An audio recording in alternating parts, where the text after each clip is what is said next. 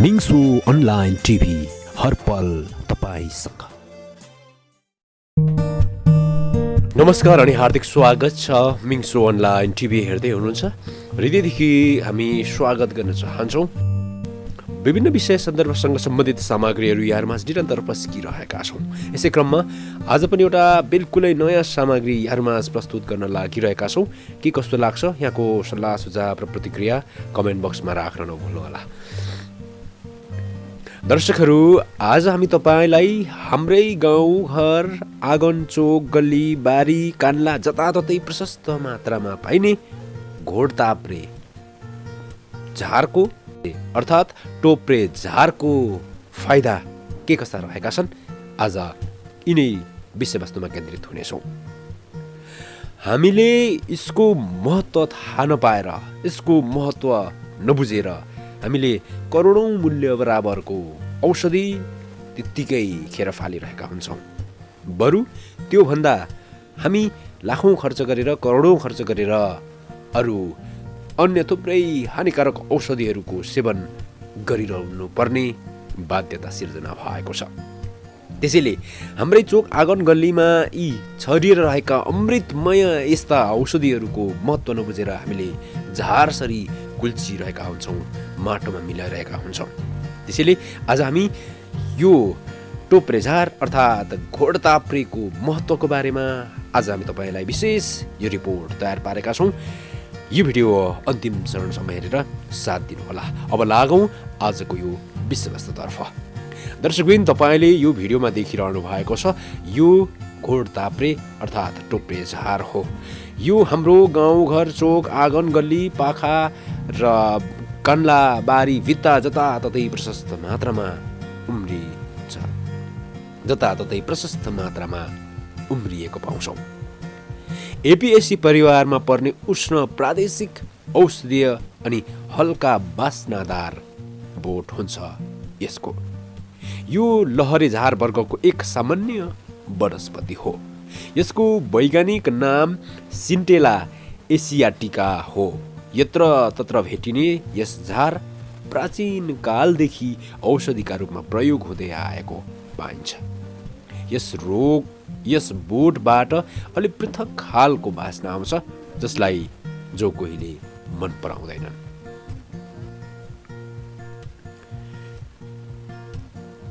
यसलाई वनस्पति विज्ञानले के भन्छ, यो हेर्दा कस्तो देखिन्छ? यो धेरै वर्षसम्म बाँच्न सक्ने वनस्पति हो। यसको उचाइ सामान्यतया 15 सेन्टिमिटर र ठुला प्रजाति भए 25 सेन्टिमिटर हुन्छ। यसका पातहरू समूहमा हुन्छन्। पछाडिबाट हेर्दा उभिएको भ्यागुत जस्तो देखिने भएकाले संस्कृतमा यसलाई मन्दुक पर्नी भनिन्छ। यसको काण्ड लहराको रूपमा फैलिएको हुन्छ। यसका फूलहरू सेतोदेखि बैजनी गुलाबी रङका हुन्छन्। यसमा लामो गोलो आकारको फल लाग्दछ, जुन करिब 2 इन्च लामो हुन्छ। यसको जरा प्रत्येक गाँठहरूबाट निस्केको हुन्छ। यो उष्ण प्रदेशमा व्याप्त रूपमा देखिने लहरे झार हो। विशेषतः छाया परिराख्ने चिसो अनि दलदल ठाउँहरू जस्तो कि धानखेत, खोलाका किनारमा हरियो गलैँचाका रूपमा विकसित भएको हुन्छ। यसको जरा चिम्ट्याइलो माटोमा भन्दा बलौटे दोमटमा बढी फस्टाउने गरेको पाइन्छ। गरौँ धातुहरूले गर्दा बिग्रेको माटोमा यो लगाउँदा यसको जराले माटोमा यी धातुहरूको प्रभाव घटाएर आफूलाई स्थापित गर्छ। यो उष्ण प्रदेशमा व्याप्त रूपमा देखिने लहरे झार हो। विशेषतः छाया परिराख्ने चिसो अनि दलदल ठाउँहरू जस्तो कि धानखेत, खोलाका किनारमा हरियो गलैँचाका रूपमा विकसित भएको हुन्छ। यसको जरा चिम्ट्याइलो माटोमा भन्दा बलौटे दोमटमा बढी फस्टाउने गरेको पाइन्छ। गरौँ धातुहरूले गर्दा बिग्रेको माटोमा यो लगाउँदा यसको जराले माटोमा ती धातुहरूको प्रभाव घटाएर आफूलाई स्थापित गर्छ। गाउँघरमा यत्रतत्र उम्रने यस झारका फाइदाहरू आंशिक रूपमा अवगत हुँदाहुँदै पनि व्यवस्था गरेको पाइन्छ। यसको सम्पूर्ण भागहरू औषधिका रूपमा प्रयोग गर्न योग्य हुन्छन्। दर्शकहरू, अब कुरा गरौँ यसका फाइदाहरू। गाउँघरमा यत्रतत्र पाइने यस झारका फाइदाहरू आंशिक रूपमा अवगत हुँदाहुँदै पनि व्यवस्था गरेको पाइन्छ। यसको सम्पूर्ण भागहरू औषधिका रूपमा प्रयोग गर्न योग्य हुन्छन्। यसमा एन्टिअक्सिडेन्ट तथा एन्टिमाइक्रोबियल क्षमता हुन्छ। यो सेवन गरेमा मानव शरीरका नसाहरूको संरक्षण गर्ने न्युरोप्रोटेक्टिभ कार्य सक्रिय हुन जान्छ। यसकारण बौद्धिक क्षमता वृद्धिका लागि वरदान साबित भएको यो झारलाई दिमागी खाना अर्थात् ब्रेन फुडको संज्ञा पनि दिइएको छ, जसले डिप्रेसन जस्तो मनोवैज्ञानिक रोगबाट पनि मुक्ति दिलाउन सहयोग गर्छ।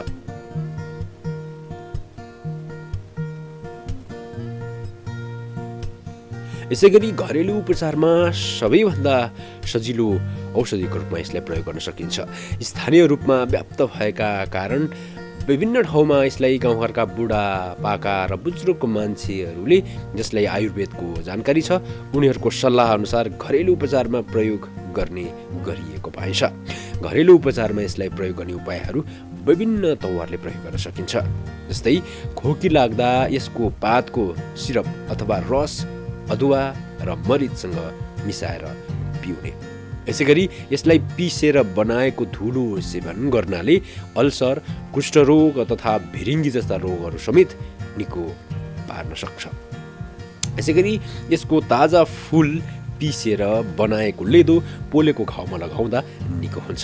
यसैगरी शरीरमा हुने दुखाइ हटाउन प्रतिदिन 2 पटक 10 मिलिलिटर यसको जुस बनाएर खान सकिन्छ।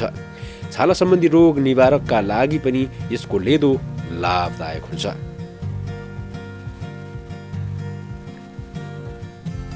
यति धेरै फाइदा बोकेको यो टोप्रे झार अर्थात् घोडताप्रेलाई विभिन्न औषधि बनाउनको लागि कच्चा पदार्थहरूको रूपमा यसलाई प्रयोग गर्ने गरिन्छ। बजारमा क्याप्सुल, ट्याब्लेट, सिरप, टोनिक आदि विभिन्न औषधिका नाममा यसलाई वितरण गरिन्छ।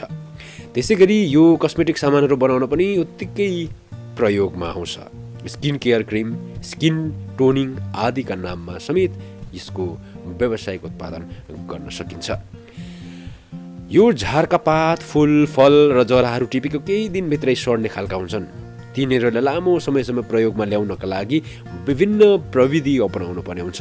यसमध्ये सजिलो प्रविधि भनेको डिहाइड्रेसन अर्थात् सुकाएर पानी कम गराउनु हो।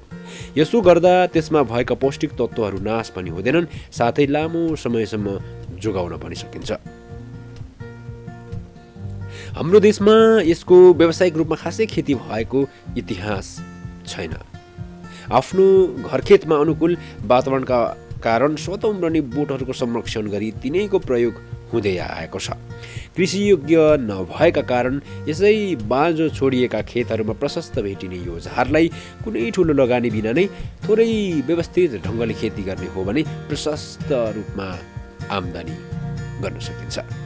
3 महिनाको छोटो समयमै परिपक्व हुने भएकाले यो खेती गर्दा समयको उचित सदुपयोग पनि हुन्छ। यो बिरुवा पनि अन्य औषधीय वनस्पतिहरू जस्तै मूल्यवान छ। यिनीहरू विभिन्न रोगका विभिन्न औषधि बनाउँदा कच्चा पदार्थको रूपमा प्रयोग हुने भएकाले राष्ट्रिय तथा अन्तर्राष्ट्रिय स्तरमा यसले सजिलै बजार पाउन सक्छ।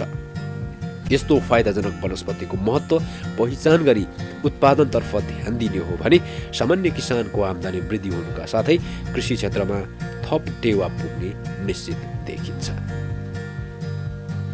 यति धेरै फाइदा बोकेको टोप्रे झार अर्थात् घोडताप्रेको फाइदाहरू अत्यन्तै धेरै रहेका छन्। यसैगरी अरू फाइदाहरू पनि रहेका छन्, जस्तै कम्मर दुख्ने रोगहरूमा यसको प्रयोग आधा पाउ भुटेको कालो तिल, 10 ग्राम घोडताप्रे, 10 ग्राम धुलो मरिच, 10 ग्राम सुठो धुलो, 10 ग्राम धुलो पिस्ता, 5 ग्राम फुराएको हिङको धुलो सबै मिसाएर सिसीमा राख्ने र दुख्न सुरु भएपछि 3 पटक धुलोलाई मिश्री पानीमा पकाएर खाने। रुखाखोकी लाग्दा यसलाई पिसेर सेवन गर्न सकिन्छ। यसैगरी यसको नियमित सेवनले बौद्धिक क्षमता बढाउने हुँदा स्मरण शक्ति कायम गर्न पनि यसले अत्यन्तै ठुलो फाइदा पुर्याउने काम गर्दछ। दर्शकहरू, तपाईले यति जानकारी पाइसके पश्चात पक्कै पनि बुझ्नुभयो होला हाम्रो गाउँघर, चोक, आँगन, गल्ली जताततै प्रशस्त मात्रामा उम्रिने यो घोडताप्रे अर्थात् टोप्रे झारको महत्त्व यति धेरै रहेको छ, जसको हामीले महत्त्व नबुझेर त्यसै खेर फालिरहेका हुन्छौँ। करोडौँ मूल्य बराबरको औषधीय गुणयुक्त यस्ता चिजहरू त्यसै खेर गइरहेका छन्, त्यसै धुलोमा मिलिरहेका छन्।